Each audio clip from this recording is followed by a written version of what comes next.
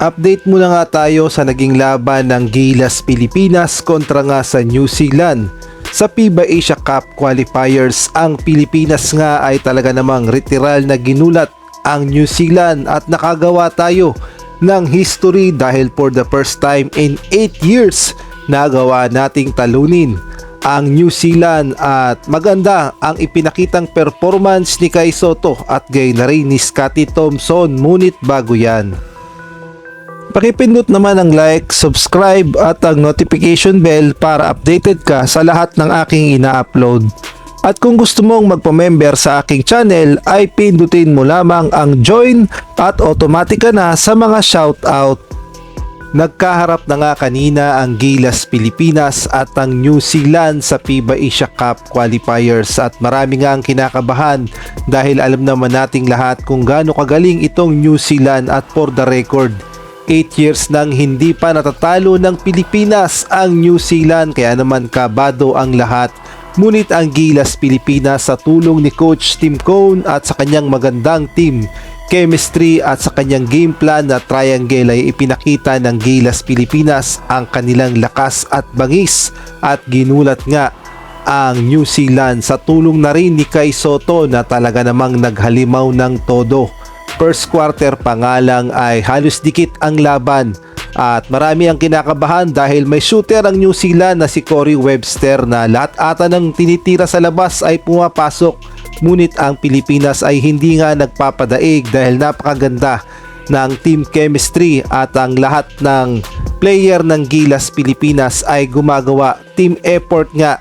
At ang New Zealand nga ay nagulat nga dyan dahil napakaganda ng ipinakitang performance ng Gilas Pilipinas, partikular na ni Kai Sotto. Ngunit bago nga tayo magpatuloy ay shoutout muna kay Chodoro Alonso, Ronald Berbosidad, Salvatores, Catherine Vigilla, Jobel Orot, Kuya Moto TV, Jamie Amadar, Giovanni Francisco, Marlo Bungalbal at isang malaking shoutout din kay Mario Martir, Edmond Cubalsopnet, Jeffrey Cruz, Marcelino Junior Cruz, Tirso Maceda Tirs, Nel Herbito, Jenna Domingo. At natapos nga ang laban sa final score na 93-81. Number 1 na nga ang Gilas sa group standing sa Group A. At pumangalawa na lang ang New Zealand. At eto ngang si Kai Sotto ay talaga namang naghalimaw. At siya nga ay umiscore ng 19 points, 10 rebounds, 7 assists. Talaga namang napakalaki ng naitulong ni Kai Sotto. At itong si Justin Brownlee naman ay umiscore ng 26 points, 11 rebound, 4 assists. At ang next assignment nga ng Gilas Pilipinas ay kontra naman sa Hong Kong sa November 24, araw ng linggo, 7:30 PM at masasabi nating ibang-iba na talaga ang Gilas Pilipinas ngayon kumpara naman noon dahil masyado na tayong competitive at hindi na tayo pwedeng maliitin ng mga malalaking team sa Asia at gayon na rin sa international dahil ang Pilipinas ay nasa mabuting kamay under Coach Tim Cone at ang mga players natin ay palaban talaga.